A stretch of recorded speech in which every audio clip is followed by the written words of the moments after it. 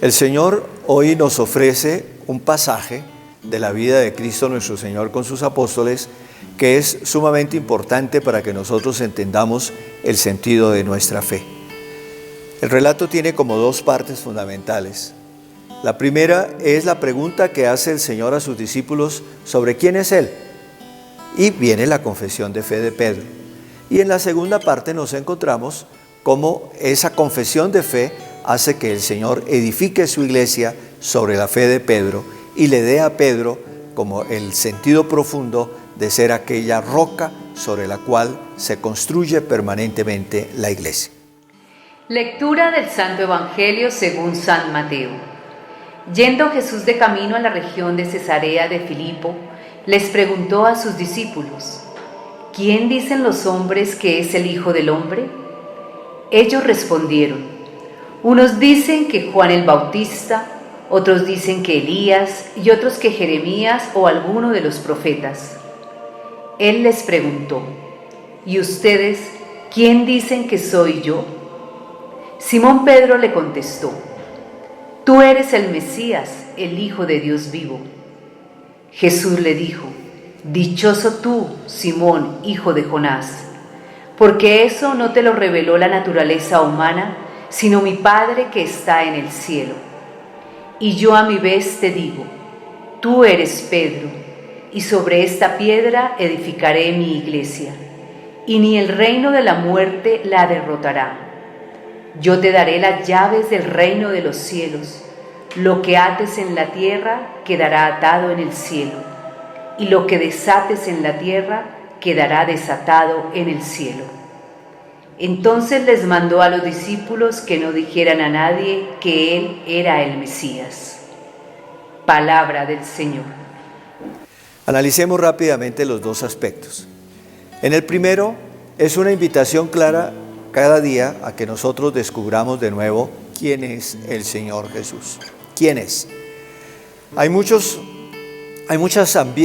respuestas en el mundo en que vivimos, muchísimas.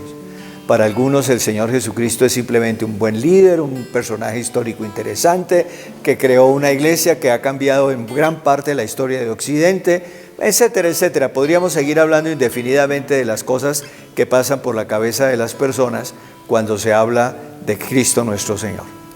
Lo importante es que nosotros tengamos la verdadera fe.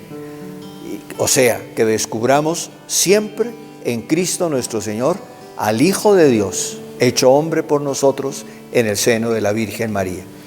Dios mismo que vino a nosotros para salvarnos, para liberarnos del pecado y de la muerte, para reconciliarnos con Dios de tal manera que tengamos en nuestro corazón y en nuestra existencia la vida misma de Dios, siendo capaces de amar a Dios y de amar a los demás, y de esa manera ir construyendo poco a poco, mientras caminamos hacia el encuentro definitivo con Dios, un mundo mejor. Pero para eso es necesario todos los días tratar de conocer más al Señor. Yo quiero que preguntarles a ustedes, ¿se esfuerzan ustedes todos los días por conocer un poquito más al Señor Jesucristo? Para eso es fundamental la lectura del Evangelio. La Iglesia nos regala cada día un trozo del Evangelio.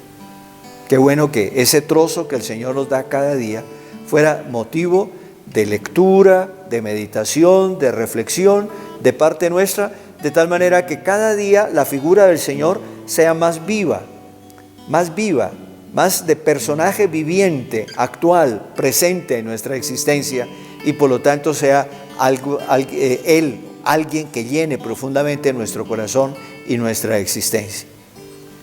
Esa fe de Pedro, que es la fe que tiene que ser la nuestra, es lo que hace posible la iglesia. Por eso en el segundo momento del pasaje se nos habla de Pedro como la roca sobre la cual el Señor Jesucristo construye la iglesia.